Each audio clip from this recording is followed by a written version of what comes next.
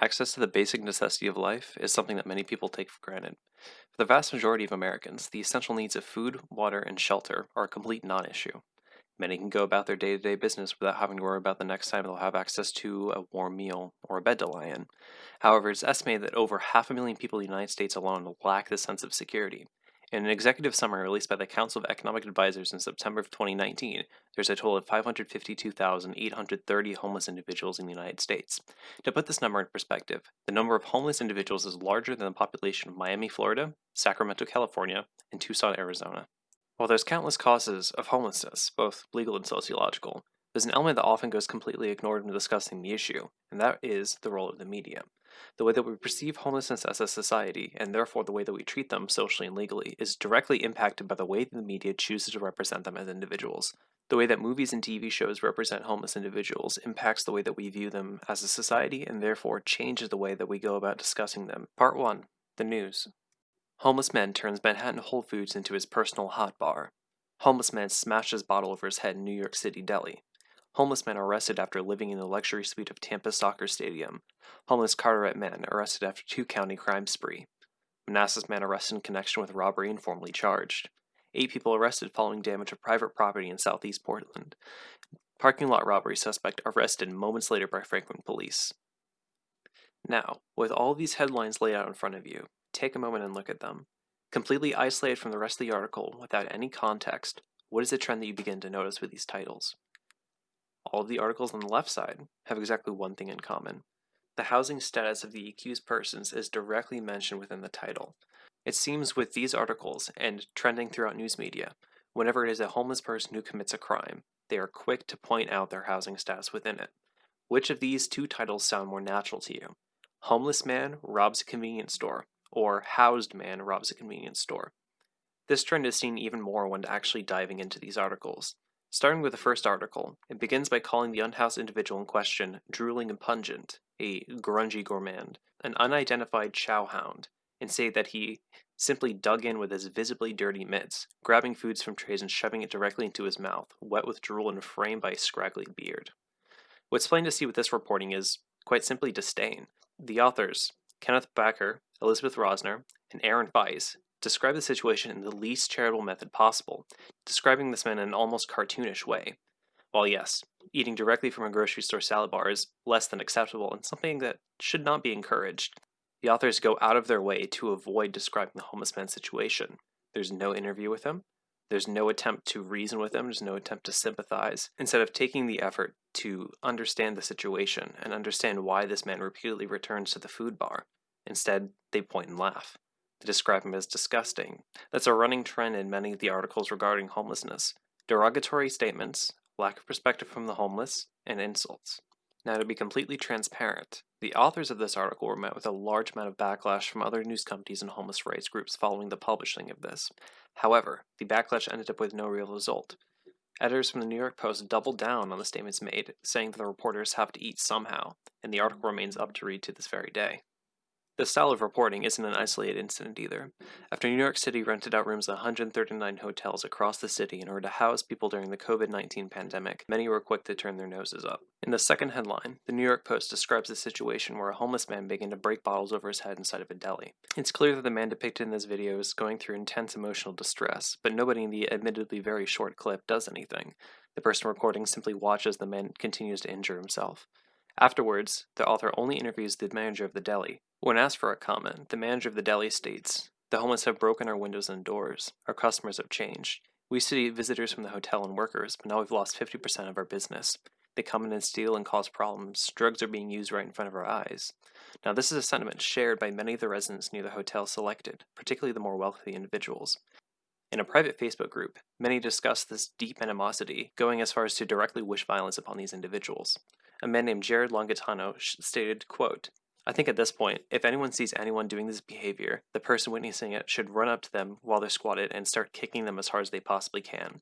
Maybe if people start being super aggressive and act very violently, these vagrants will stop, or at least realize they might get attacked. And I don't mean just a kick. I mean kick with bad intentions as if they intend to injure. Kick them in front of a bus if possible." Unquote. When a Gothamist reached out for comment, he stated that he would prefer if round-the-clock militias were established to shoot these homeless people. Others proposed smearing dog feces on public places so people are less inclined to sleep there. A trustee of Community in Crisis, a program with federal funding designed to help prevent overdoses, named Claudette Mardini Sabatelli, encouraged people to use a hornet spray on the homeless. In addition to the threats of violence, a noose was found tied to the scaffolding outside the Lucerne Hotel. When police were asked to investigate, they refused to do anything. Despite the visceral backlash from members of the community and fear-mongering over the risk of allowing homeless individuals into these hotels, the New York City Police Department told the New York Times that there had been no noticeable increase in the crime in the area. Nice Mateen, an owner of a restaurant near the Lucerne, stated that the violent rhetoric against homeless actually worsened business.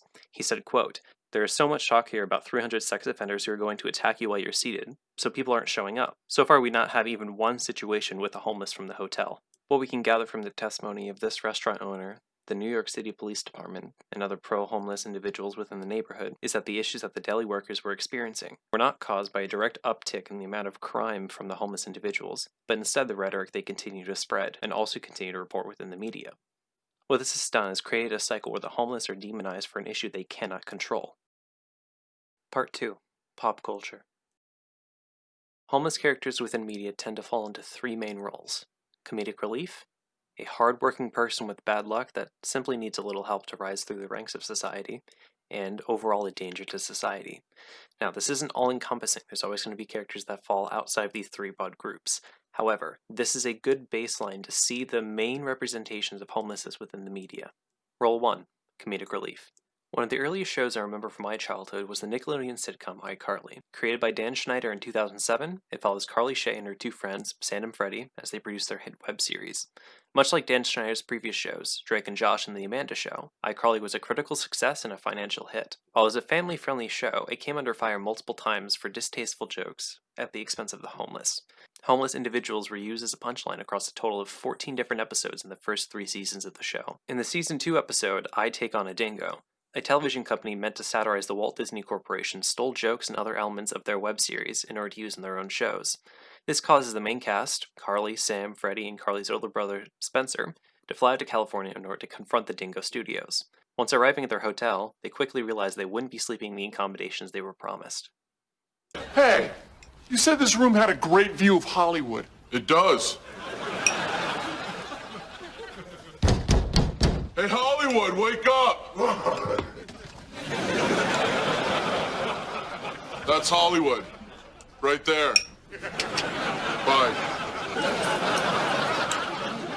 Could I borrow some underwear? No! Close it, close it, close it, close it, close it. Hollywood the Hobo, as the show refers to him, reappears multiple times throughout this episode. In this scene, the gang discusses the rumor the dingo's frozen head is hidden somewhere within the studio, poking fun at the urban legend that Walt Disney's frozen head is hidden somewhere in Disney World. I hear the head is somewhere deep in the bowels of the main dingo building. The bowels? See? I said it was in the bowels, too. Okay, next person who says bowels sleeps in the bathtub. Bowels! I got the bathtub! No. It is the first example in the episode of Hollywood directly ignoring social boundaries and acting in ways that can, quite frankly, only be described as creepy. The protagonist expressed a clear discomfort, and yet the Hollywood character continues to force himself into their grungy hotel room. This reinforces two homeless stereotypes at the exact same time: that they are dirty and unkempt, and that they'll violate your boundaries. Hollywood's third appearance occurs after the gang has returned to their hotel room following a confrontation with the Dingo Corporation. They complain about many aspects of their situation with each other, including the cleanliness of the room. I'm gonna go wash my hands. Hey!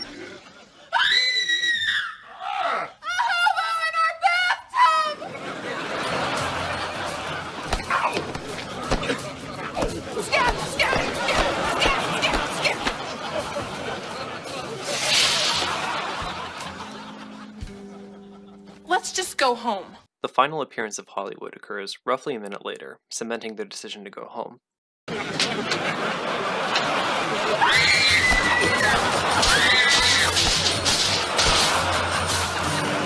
If it wasn't already made clear to the audience by the previous instances of Hollywood's behavior, the main takeaway from Hollywood scenes are that homeless people should be feared and avoided. These scenes reinforce the perception of uncleanliness and coincide with the fear of harm among homeless people. It mirrors the concerns of the New York residents who took to harassing the relocated residents of the hotel. But Hogan isn't the only example of the homeless being used as a punchline in iCarly.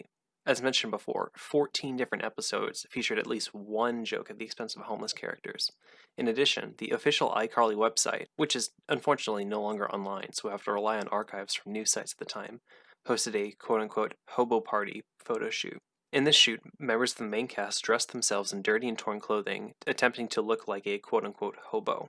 Hollywood the Hobo makes a return for an interview for the blog. According to his interview, he knows how to ask for change in 12 different languages, thinks underwear is a conspiracy made by detergent companies to sell more bleach, believes that anywhere between 5 seconds to 5 weeks is acceptable for eating food off the ground, and, most egregiously, says that any moron can have a job. It takes a special person not to have one. What this does is it takes the belief that homeless people are homeless by choice and boils it down to a joke that even kids can understand. While this may not have a direct impact on the way that kids currently view homeless people, it plants the seed in the minds that these homeless people deserve it later on in life. Because the primary demographic of iCarly are children and young teens, this type of rhetoric sets up kids to believe these stereotypes. While this seems like an exaggeration, the repeated mocking of the homeless caught on with children at the time. I know that hobo became a playful insult my friends would throw around in elementary school, and Gwen Sharp PhD reported similar situations in his article, Trivializing Homelessness, iCarly and Hobo Parties. On the other end of the spectrum from iCarly is the FX sitcom It's Always Sunny in Philadelphia. Created in 2005, the show follows a group of the most morally bankrupt individuals on television. Because the entire point of the show is to see what depraved schemes the gang will try next, it's only natural that the homeless become the butt of a running joke. In It's Always Sunny, the character Matthew Mara, known as Rickety Cricket to the gang due to his use of leg braces as a child, fills this role. Starting as a Catholic priest with a master's in theology, he gradually spirals due to the gang's actions. Over the course of 11 seasons, Matthew leaves the clergy, becomes homeless, develops multiple drug addictions, has his legs broken by the mafia, becomes blind in one eye, and is left with serious burns after a house fire. While Matthew is meant to be the physical embodiment of what the main cast's impact is on the world around them, it falls into many of the same trappings of other homeless characters. Most notably, Matthew gradually becomes more morally compromised as the series progresses. While the descriptions of this character's struggle are, quite frankly, tragic, it's played completely for laughs within the show itself. Role 2. The Down on Their Luck Go-Getter. Now, I'll admit this is a bit of a confusing title. What this role represents is the belief that poverty and homelessness can be overcome through sheer force of will alone. When the protagonist of a movie is homeless, the course throughout the story usually plays out in this way. They'll discover they have a talent or a skill that can lift them out of poverty if they truly apply themselves. Some of the most popular movies that predominantly feature a homeless character, The Blind Side, The Soloist, Slumdog Millionaire, and The Pursuit of Happiness, all share similar aspects of this plotline. In Slumdog Millionaire, Jamal Malik manages to escape his life on the streets through his large winnings on the Indian version of Who Wants to Be a Millionaire. In The Soloist, Nathaniel Ayers escapes homelessness through his exceptional violin skills. In The Blind Side, Michael Oher escapes homelessness through his exceptional football skills. In The Pursuit of Happiness, Chris Gardner builds a new life for him and his son through skilled trades in the stock market. Unfortunately, reality doesn't always align with the dream of meritocracy. Despite everyone's best efforts, the best person for a job doesn't always get it. The best artist and the best musician don't always break through into mainstream appeal. What these movies do is reinforce the belief of the deserving and undeserving poor. Cambridge Dictionary defines the undeserving poor as people who are poor because of their own actions and should not get sympathy from other people, and deserving poor as people who are poor but have good qualities and are not responsible for having little money. In the eyes of many in our society, a homeless person who is able to play the violin very well is more deserving of support and sympathy than someone who became homeless due to addiction. These stories create an unfair expectation that the homeless individual should just be able to pull themselves out of poverty by their bootstraps and build a new life. Unfortunately, this often isn't feasible. With the lack of access to places to shower or clean laundry, many are left unable to land job interviews. Without a residential address, many fall through the cracks of governmental assistance. Without a computer or phone, many aren't able to respond to inquiries about being hired. This traps them in a system of poverty, and therefore requiring them to pull themselves up by their bootstraps, get a skill, and get themselves out there is an unrealistic expectation. Not everyone has the talent to do so, and just because they lack a talent doesn't make them any less deserving of sympathy. A second issue with these types of stories is the tendency to use homeless characters as a plot device for the well-off characters to grow. The Blind Side primarily follows Sandra Bullock's character, Leanne Tohoy, and her family. Instead of being a story about the young African-American teen and his struggles on the streets, it follows the wealthy white family. Similarly, The Soloist sidelines Jamie Foxx's character, Nathaniel Ayers, to follow the emotional growth of Robert Downey Jr.'s character, Steve Lopez. Once again, the narrative of a homeless African-American individual is shifted to the well-off white person who assisted them. This does a disservice by instructing the audience to identify with the white protagonists, denying the ability for African-Americans to be the heroes of their own stories. This is most egregious, as it steals the spotlight away from a major issue facing our society. In a study of 120 of the most watched television shows, the American University in Washington, D.C. found that despite African Americans making up 40% of all people experiencing homelessness in the United States, TV depictions were nearly 90% white. TV depictions are also disproportionately male, making up nearly 80% of all depictions. Role 3. The danger to society. While this trope has, thankfully, become slightly less common as time has progressed, it still persists nonetheless. The severity of the danger that these characters poses can be anywhere from a mild inconvenience to injury to even death. An example of this character type is Hollywood the Hobo from the iCarly section of the video. Another example of a potentially dangerous homeless character that is played for laughs is Crazy Eyes from the Adam Sandler movie Mr. Deeds. While it's not directly stated that this character is homeless, it is heavily implied throughout his appearances within the film. Our first introduction to this character is through prison bars, where he had been locked up for biting a mailman. This attempts to make a mockery of the mental health issues experienced by many homeless individuals. However, this type of portrayal isn't unique to American media. JoJo's Bizarre Adventure, a Japanese anime, has multiple depictions of homeless characters across its 5 animated seasons, called parts by the series creator. The first example of a character in extreme poverty is Dario Brando, who steals an expensive wedding ring within the very first moments of the first part. A second example can be seen in Part 3, Stardust Crusaders, when the main characters arrive in India.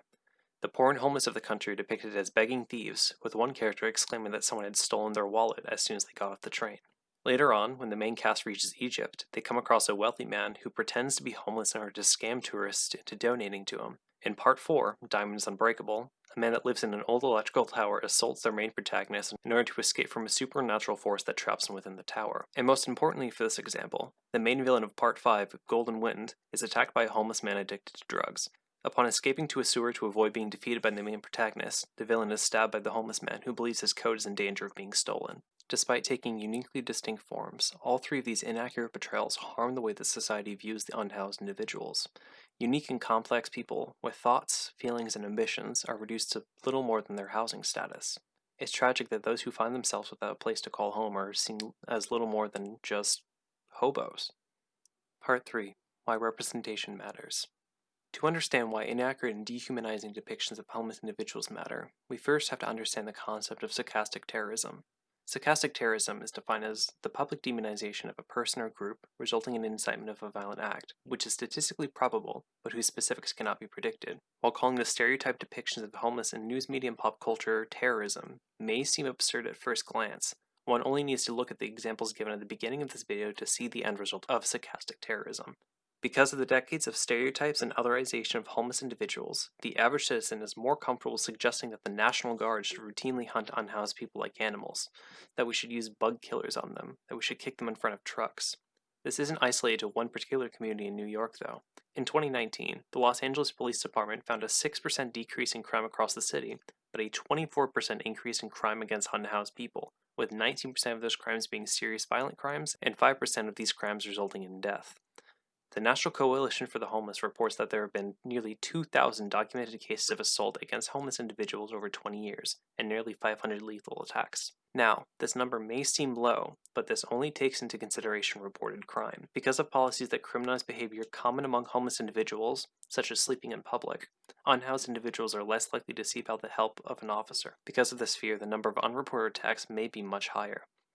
But the blame isn't completely on citizens. Cities all over the world are adopting a practice known as hostile architecture in order to prevent people from sleeping in public places. In cities that struggle to end homelessness, they instead rely on public structures that force them out of view of the public eye. They rely on punitive codes that make the act of being homeless illegal. They slash budgets to community aids and social welfare programs. Los Angeles blamed homeless individuals for the recent wildfires and used this as a justification to clear out homeless encampments across the city. After intense investigation, it was found that these claims weren't true in the slightest, and was only used as an excuse to remove people who couldn't pay to live anywhere else. When nobody gives you a chance to succeed, how can you be expected to get through life? When you're ostracized from society, how can you escape poverty? When you're treated like an insect, how can you get back on your feet? When all it takes for a city to evict you from a temporary housing that they provide to you is an angry neighborhood of wealthy individuals, how can you become one of those wealthy individuals? It's already hard enough to get by in the world without having to worry about them completely shutting you out.